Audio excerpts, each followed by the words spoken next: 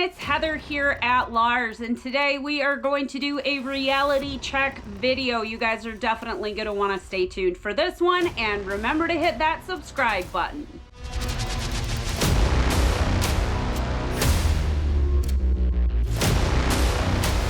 So we've actually been thinking about doing a video like this for a while, and the more that our rescue gains recognition and the more that people are aware of us, and especially the more that people hear about us and see our videos on social media and YouTube, the more flack we are catching for certain things we do.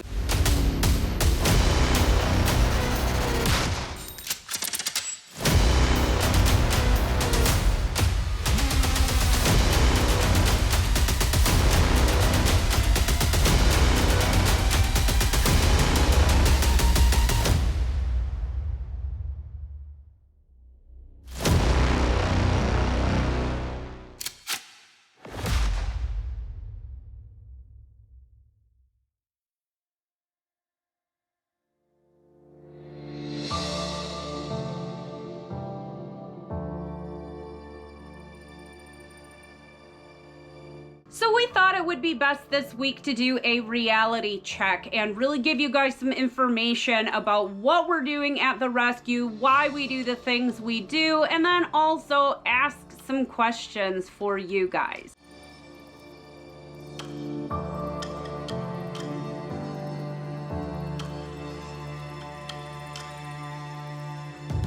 So first of all, I want to let you know, I wake up every single morning at 5 o'clock in the morning so that I can get myself ready and so that I can go to the rescue and I can take care of the birds and reptiles, and that's all before I have to be to work by a little after 7 o'clock in the morning.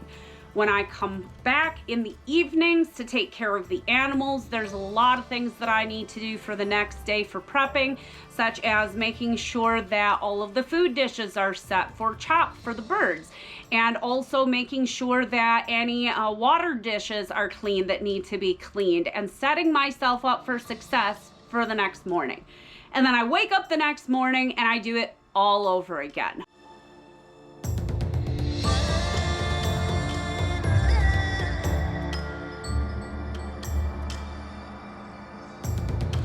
My life is 100% about this rescue and about letting people know that we exist for educational purposes, but that we're also a place for animals who can't find another home. We get them veterinary care, we get them into forever homes whenever possible, and we also provide hospice for a lot of the animals that we receive at the rescue. Maybe they were abused or neglected, or just people just didn't know what they were getting into. That is where we step in. That is our role here at the rescue. And you know what, guys? Every single morning when I am in the rescue and taking care of the animals, the birds are obnoxiously loud, and they are like that every single morning.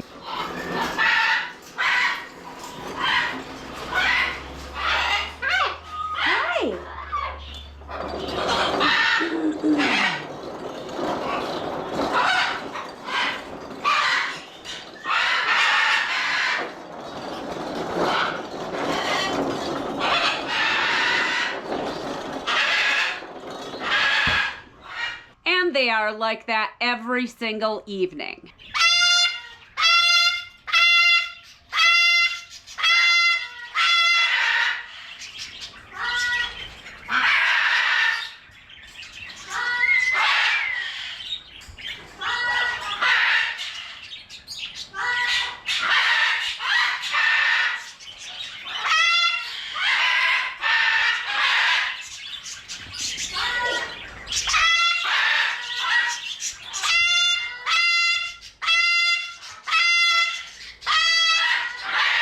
We also have a lot of animals at the rescue who are maybe scared still from being at the rescue, even though it's been months later, because they haven't learned how to fully integrate themselves into the rescue environment. And so they bite, they lash out, they claw at me. All of this stuff happens all of the time.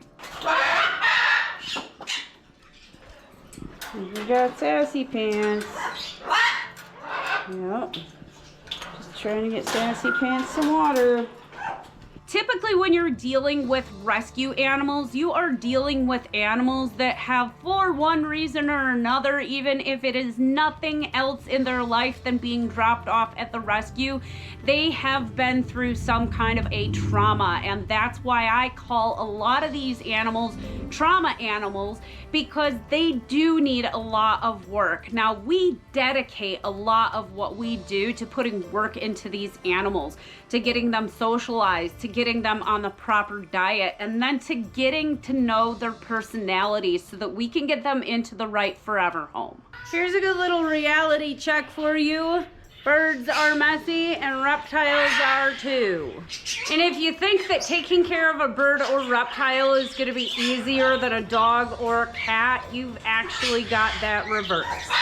The days are long, the work is thankless, but we do it because we care about these animals and we genuinely care about their health and making life better for them. We don't do any of this job because we are getting paid to do this. We are all volunteers at the rescue. I am not paid. Our operating officer is not paid. We are all doing this out of the caring of our hearts and the passion for taking care of animals like this. I'm willing to bet, since we share our video on our Facebook page every single week, that a lot of the people that are watching this video right now are from the great state of Wisconsin, where we reside. We are the land of beer and cheese, and we are the frozen tundra. And because of that, the way that we operate the rescue is different than a lot of other rescues. We're not located in Arizona or Florida or Utah or any other place like that. The temperatures in Wisconsin get extremely cold. Because of that, we have to have indoor housing for all of the animals. And sometimes that means that we have to do everything from bathing a tortoise in a tub to taking care of a bird and making sure that it stays in its cage so that it's not gonna get its toes bit by another bird at the rescue. Everything that we do is extremely intentional, and we wanna make sure that we're ensuring the safety of all of the animals at the rescue as well as all of the volunteers. Before I even started the rescue, I was already creating ways because I am very, very dedicated to the health of the animals that we take care of. And while the rest of the world is setting up reptile enclosures that are aesthetically pleasing, we set up enclosures that are safe and healthy for the animals that we have at the rescue. We don't use any heat rocks. We don't use any loose substrate. We don't use anything at all that the animal could possibly injure itself on. And we know that we are always going to have those people who insist that nothing bad has happened to the reptile, so what's the big deal about loose substrate? And you guys will find this in some of our other videos. Loose substrate is one of the worst possible things that you can do for your reptile. It's very easy for them to ingest loose substrate, and it gets caught up in the slime layer that is a natural part of their intestinal tract. It clumps up like kitty litter, and it leads to impaction, and impaction can lead to death. We also got a lot of flack on our Mr. Pinky videos that we posted, our short videos that we posted on our YouTube channel. Why does Pinky have to be caged? Birds shouldn't be caged. What's the matter with him? He's very stressed out. Well, you know what? Pinky's plucking came before he was even surrendered to the rescue. Pinky came from a very stressful environment where his previous owner's landlord was flipping and flopping back and forth as to whether Pinky could stay living there. That was a stressful environment for Pinky. Now, Pinky is in his mid-20s right now, and he is almost completely de-pilled. And what I mean by that is that he has plucked his feathers so often that not even the base of the feather is left in his skin, and he will probably never grow all of his feathers back. Now, we do have him on a good diet, and we do a lot of training with Pinky to try to work with him, keep him preoccupied, give him the attention that he needs, and that is all in order to minimize any plucking that might occur from when we got Pinky to right now. We've gotten comments on our videos about the lack of toys in the birds' cages, and while we take video footage all the time so that we can help educate everyone on our YouTube channel, not every day we have a brand new toy to put in a bird's enclosure, and that is one of our realities.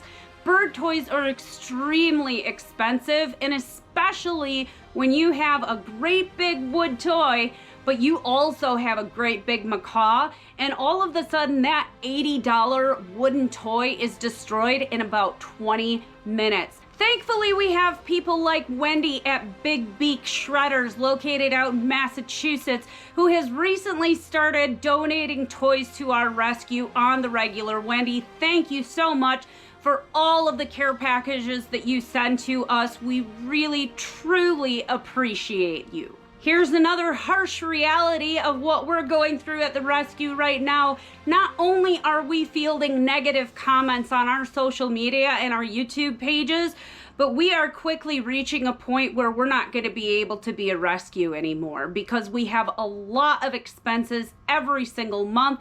It is not cheap to run a rescue. We are hurting. We need donations. We need funding. I'm trying absolutely everything in my power to make that happen for the rescue, and I'm not that kind of person that's just going to give up, but that's a really good reality check. Our overhead expenses every month are approximately $2,000. If we're going to stay in existence, if we're going to grow and expand, if we're going to get to the point where we're able to have a massive tortoise enclosure with a massive pool for all of the tortoises to be in, and we're gonna have massive enclosures for the birds so that we have enough room to let the birds out without injuring themselves, then we need funding for something like that. So while you have your keyboard Karens and armchair warriors out there telling us how things need to be done, none of those people are actually helping us get the job done. Now, I'm not the kind of person who's about to give up on this rescue, and I sure hope you don't either. Thank you guys so much for watching this week's reality check video. Now, if you want to donate to our rescue, we have included the links in the description of this video. And guys, if you have questions, as always, please feel free to reach out to us on Facebook or via email. And I really hope you guys have a great day. We're hanging in there. We're gonna have a great day. We're gonna find a way to make this work.